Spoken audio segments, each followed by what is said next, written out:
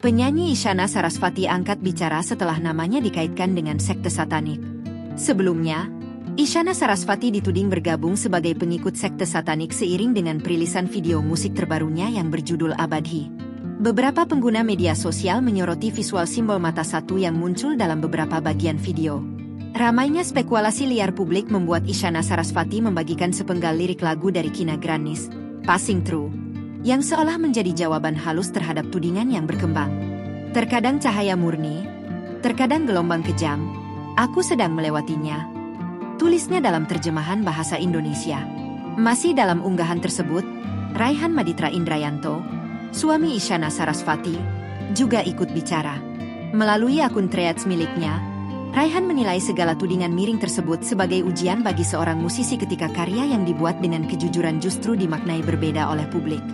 Ujian besar bagi seorang musisi ketika karya yang lahir dari kejujuran justru dimaknai dengan cara yang jauh berbeda, tulis Raihan Maditra. Seringkali asumsi datang lebih cepat daripada keinginan untuk memahami. Lanjutnya, ia berharap semua pihak dijauhkan dari berbagai bentuk fitnah, terlebih di bulan suci Ramadan. Sebagian pengguna media sosial menuding Isyana Sarasvati terlibat dengan sekte satanik setelah muncul visual mata satu dalam video musik lagu terbarunya. Isu tersebut bermula dari potongan adegan dalam video musik lagu, Abadhi, yang menampilkan simbol mata satu dalam beberapa bagian. Visual tersebut dikaitkan sebagian pengguna media sosial dengan simbol yang kerap diasosiasikan satanisme. Kontroversi ini muncul di tengah perilisan proyek musik terbaru Isyana Sarasvati yang menjadi bagian dari album kelimanya bertajuk Eclectico. Album Eclectico merupakan proyek ambisius yang dirilis secara bertahap sejak 2025 hingga awal 2026.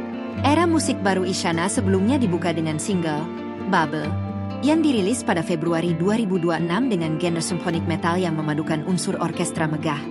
Dalam proyek ini, Isyana menghadirkan konsep album yang dibagi menjadi 4 bab atau chapter, yakni Lunora, Mamiyu, Sicilia, dan Abadhi.